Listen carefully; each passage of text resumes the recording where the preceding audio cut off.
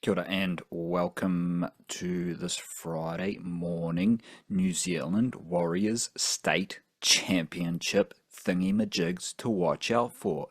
Warriors taking on the Burleigh Bears. Obviously, the Warriors are New South Wales Cup champions of the world champions of the New South Wales Cup, as the Americans would say, and the Burleigh Bears, they are world champions of the Queensland Cup. Now, obviously, if you're a hardcore Warriors fan, this is going to be a great game to watch, but also very interesting because there's going to be a lot more casual Warriors fans and just general rugby league fans checking in to see what's happening there.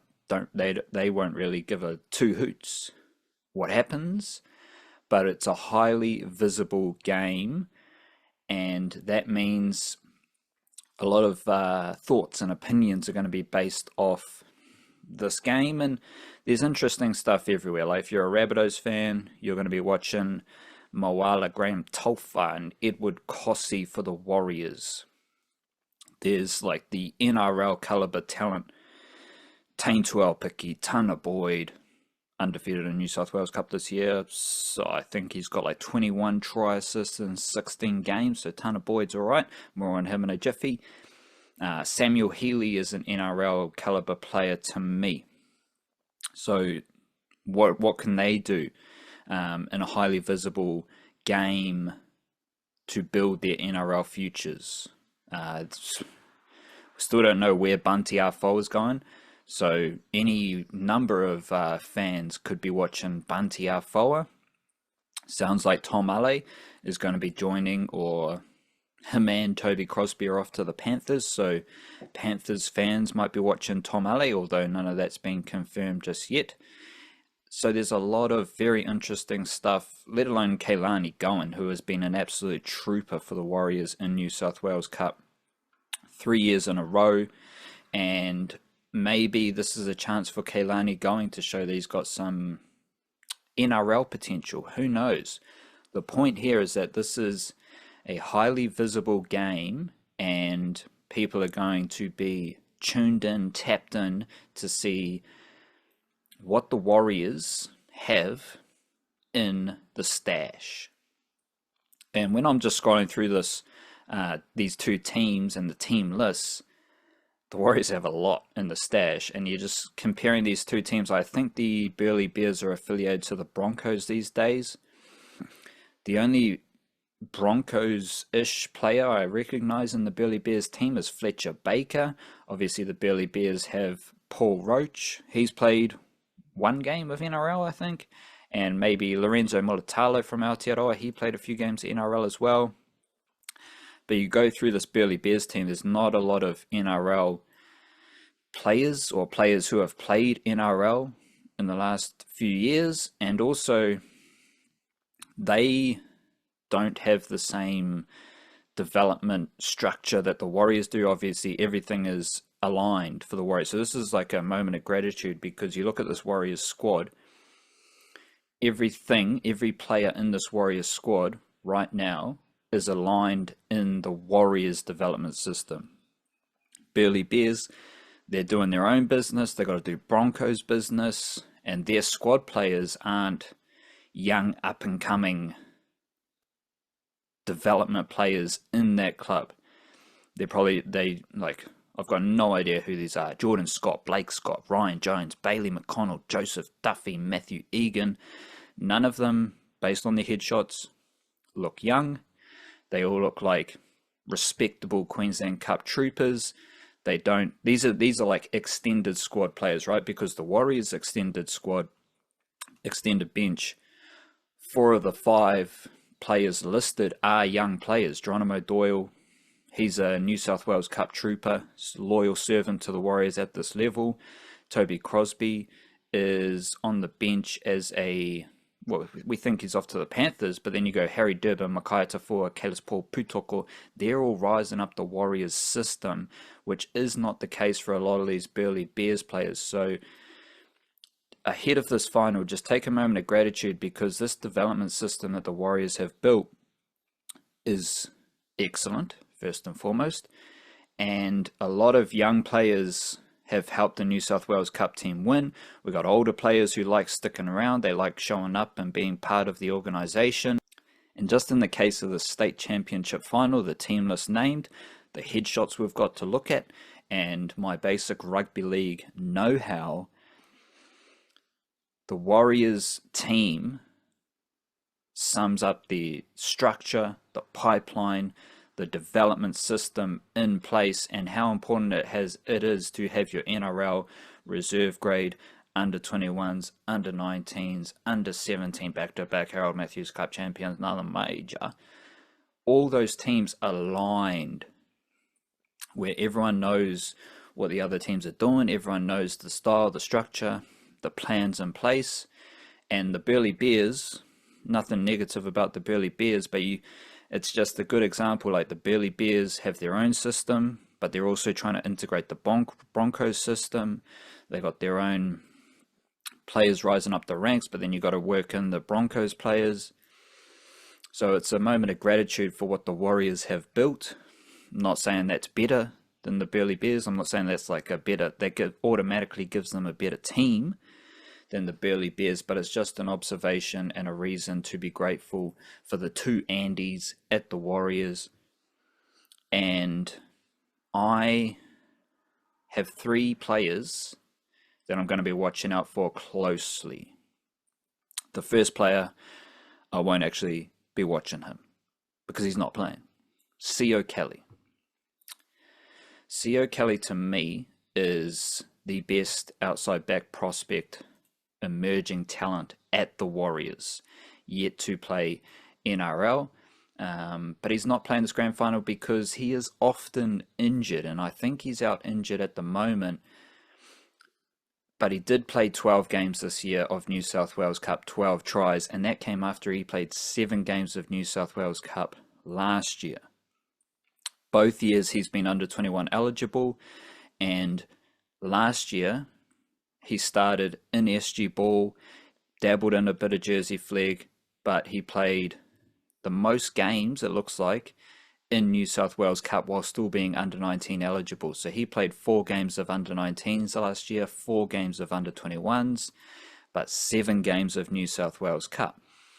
This year, he played 1 game of jersey flag and 12 games of New South Wales Cup. Whenever he was fit and healthy, he was playing New South Wales Cup, primarily on the wing, but he is also a pretty solid centre. He's also played New South Wales Cup at centre as per Rugby League Project, useful website. He's started 8 games at centre in New South Wales Cup and 11 games on the wing. 4 tries in 8 games at centre, 11 tries in 11 games on the wing. But Co Kelly won't be playing this game. Think if Co Kelly was fit and healthy, ready to go, he would be starting on the wing, maybe ahead of Setutu, but I'm not 100% sure about that. I predict that Co Kelly will make his NRL debut next year at some point. That is my prediction. That's my hot take. And with that in mind, when you're watching the state championship final, when you're thinking about the state championship final, keep in the back of your noggin that there is Co Kelly, freaky outside back prospect, who is not playing right now. I don't think he's played. I don't think he's actually got a New South Wales Cup profile, so I can't see the last New South Wales Cup game quickly that he played, but he hasn't played these last few finals games at least.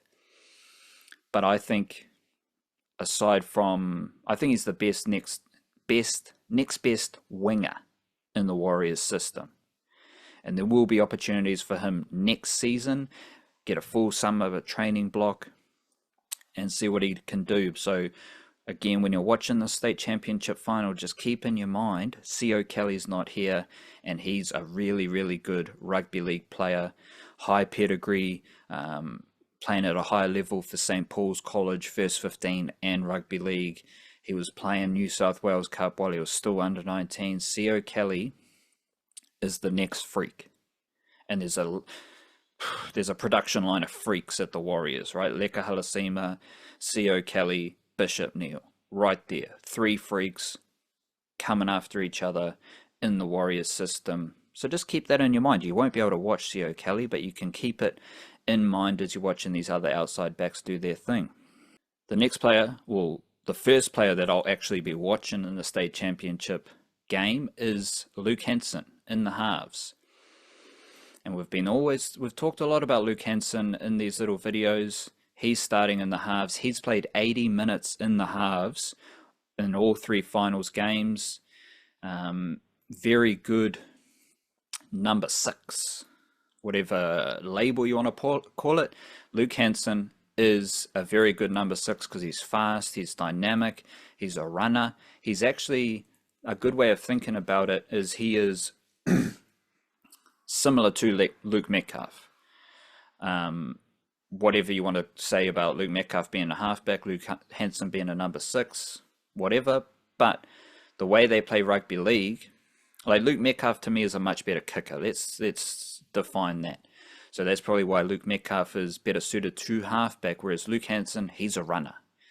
And he is a very dynamic runner, fast, skillful, and he has played 2 years of New South Wales Cup while still being under 21s eligible.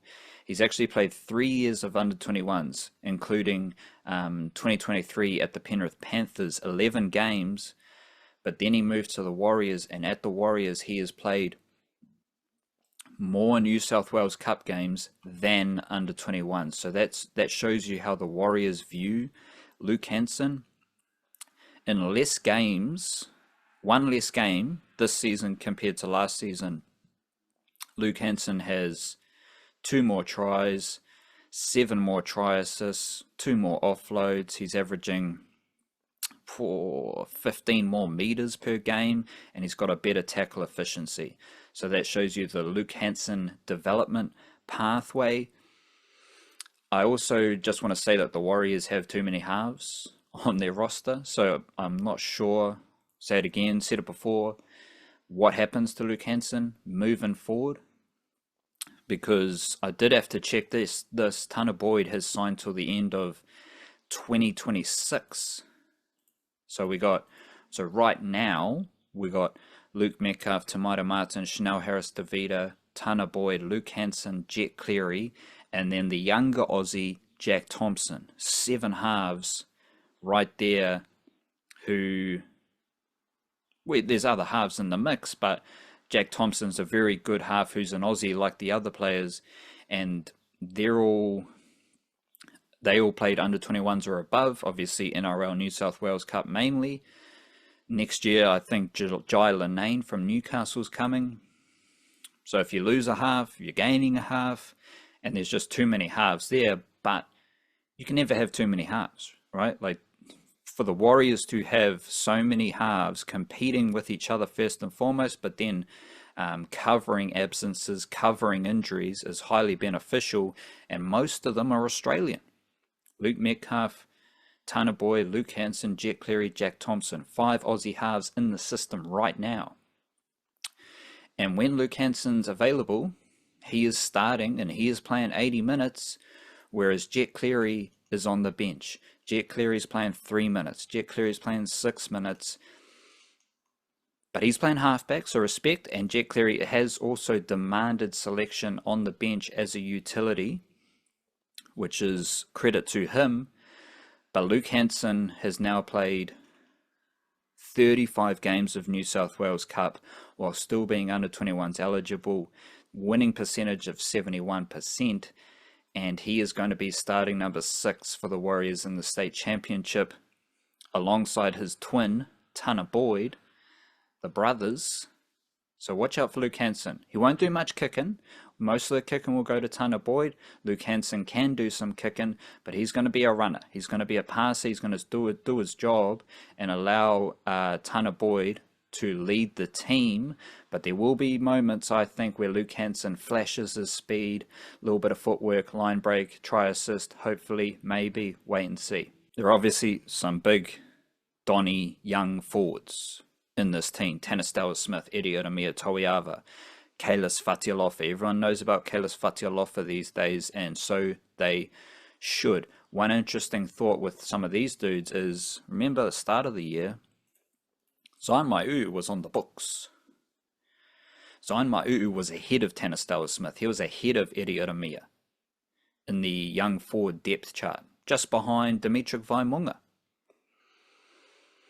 Now we're at the end of this season, and Tanistawa Smith and Eddie Iramia Toiava have played more NRL than Zion Mai'u, and they have participated in a better New South Wales Cup reserve grade team than Zion Mai'u. So anytime we're thinking, why did the Warriors let that player go in the past, would be like, wait, you're letting Toby Crosby go to the Panthers? Wait, you're letting Zion Mai'u go to the Bulldogs? What are you doing?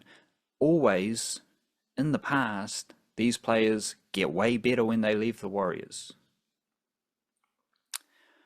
Right now, we have an example where the players that the Warriors chose to stick with, Tanistawa Smith, Eddie Iramia Toiava, have had better years than Zion Mai'u. So maybe that's an example of the Warriors' decision-making as far as the players they keep, the players they let go, which may frame the Bunty Afoa Tom Ale decisions as well, because I think the Warriors have earned our faith in who they want to keep around and who they allow. It's not like they kicked some of these players out of Mount Smart, but in the case of Zion Mai'u, it's like, if you got a better opportunity, you can take it. It's all good. We got someone else right there behind you. And with Mai'u on my mind, with Toby Crosby on my mind, the one dude who has always been on the bench in New South Wales Cup this season, not always, because he started the year in Jersey Flegg Cup, playing 6 games of under-21s, and then he stepped up to play on the bench in New South Wales Cup as Jason Salalilo. 22 games of New South Wales Cup this year. In the finals games, he's played 32 minutes, 33 minutes, 46 minutes last week against the Panthers. Jason Salalilo coming out of Christchurch, so he's the next best Christchurch junior in the Warriors system behind Tanistawa Smith. You've also got Micaiah Tafua. And now that I've thrown up those Warriors decisions and recruitment decisions, retention decisions, it all reflects very positively on Jason Salalilo. He did have one start on an edge in the last game of the regular season against the Knights. Every other game he's been on the bench, and most of these games he's playing between 30 and 40 minutes. Where if we compare him to Toby Crosby, Crosby was coming off the bench to play 20 minutes, 25 minutes, maybe 30 minutes. Salalilo's playing bigger minutes, he's doing more, and he's getting more game time with the Warriors while being a year younger, at least, than Toby Crosby, because Jason Salalilo did start the year in under-21s. And all 3 of these dudes, Luke Hanson, Sio Kelly, Jason Salalilo, have played under-21s this year. So they are under-21s players playing New South Wales Cup, now playing for the Warriors in the state championship final. Another funky thing about these 3 players, they sum up the Warriors recruitment, because Sio Kelly, okay, he's a freak from Auckland, very obvious talent. Jason Salalilo's from Christchurch, and anyone who knows rugby league in New Zealand knows rugby league talent coming out of Christchurch is crazy. So the Warriors are on top of that craziness. They got Jason Salalilo as the next up Christchurch player behind Tanistawa Smith.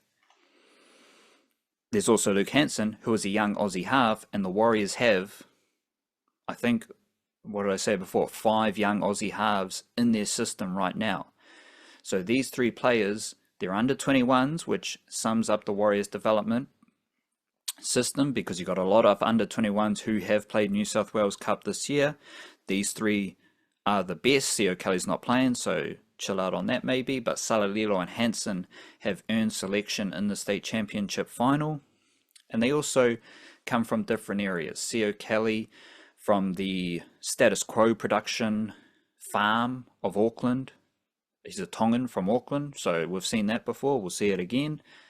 Jason Salalilo coming out of Christchurch, Papa Nui Jr., and Luke Hanson, the Doko from Penrith, part of that half wave of young Aussies at the Warriors. Enjoy the state championship final. We'll be watching it closely, enjoying the Warriors development system on show on a big stage against the Burleigh Bears. Enjoy your Friday. Bit of rain around, bit of moisture in the air, but you're still doing your best, so big up to you. Church.